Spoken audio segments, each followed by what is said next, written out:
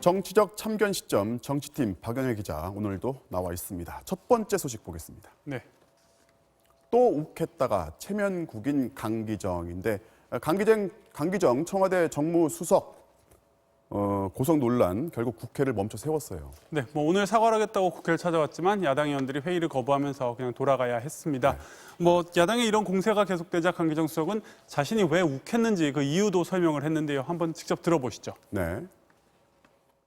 아마 전두환 정권 시절도 저런 정무수석은 저거 보기 어려웠었습니다. 그야말로 역대 정무수석이다. 좀 성정 자체가 노멀한 사람이 아닌 것 같다. 그런 생각이 들었어요. 아무리 그 야당 입장에서 다른 생각이 설령 있으시더라도 또 공식적인 자리에 이렇게 발언을 하시면 받아주셔야 됩니다. 지리순수 아닌데 이렇게 폭발됐다라는 배경이다. 이제 본인 스스로가 이제 폭발했다 이런 표현을 사용을 했잖아요. 예. 사실 강기정 수석이 현역 국회의원 시절 때 종종 이른바 이제 욱했던 적이 종종 있었어요. 네, 지금보다 국회가 아무래도 몸싸움이 많았던 시절이긴 한데요. 아무리 그렇다 해도 강기정 수석 국회에서 폭력 문제로 2번이나 유죄 판결을 받았습니다. 어떤 상황들이었는지 영상으로 한번 직접 보시죠. 네. 자, 여기 아니 들어갈 수가 없습니다.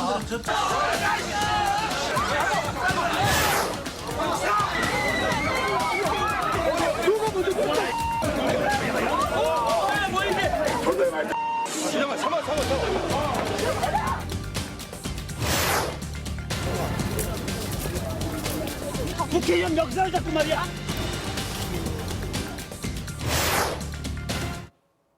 네, 무죄를 받은 적도 있긴 하지만 분명히 욱하는 심정을 잘 다스리지 못한 적이 종종 있었던 건 사실입니다.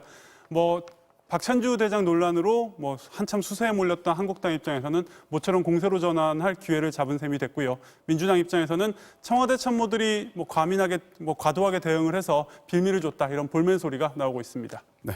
다음 소식 보겠습니다. 봉숭아 학당 정보위 같은 정보 다른 발표인데 국회 정보위 하면 그야말로 정말 민감한 정보를 다루는 상임위원회인데 요즘 들어서 그 발표를 두고서 혼선 빚는 일이 반복되고 있어요. 네, 정보위 회의는 비공개로 진행이 되고 대신 여야 간사가 어떤 내용이 오갔는지를 설명을 하게 되는데요.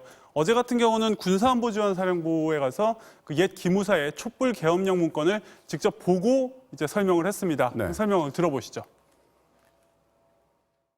기무사로서는 해야 할 일의 범위를 넘어선 것은 분명했습니다. 제가 봤을 때는 당시 기무사가 아예 정치를 하는 것으로 보입니다.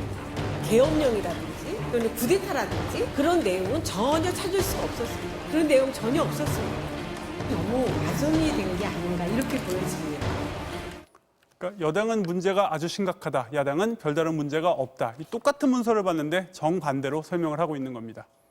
이 회의가 이제 비공개란 말이죠. 예. 그런데 이 같은 회의를 두고서 여야가 다른 해석들을 내놓으면은 듣는 사람들이 헷갈릴 수밖에 없어요. 네, 그런데 이게 단순히 여야의 입장 차이, 견해 차이 때문에 생긴 일이라면 그럴 수 있겠다 싶겠지만 사실관계 자체를 잘못 전달을 해서 정정하고 또 이런 일이 계속 반복이 되고 있습니다. 네. 최근 들어 그런 일들이 있었는데 어떤 일들인지 계속 보시죠.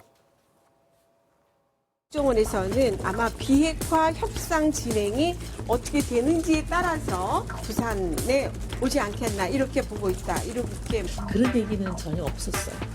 국정원은 북미 실무 회담이 11월 중이나 늦어도 12월 초 개최될 것으로 전망했습니다. 김정은은 12월 정상회담을 정해놓은 것으로 국정원은 파악하고 있고요.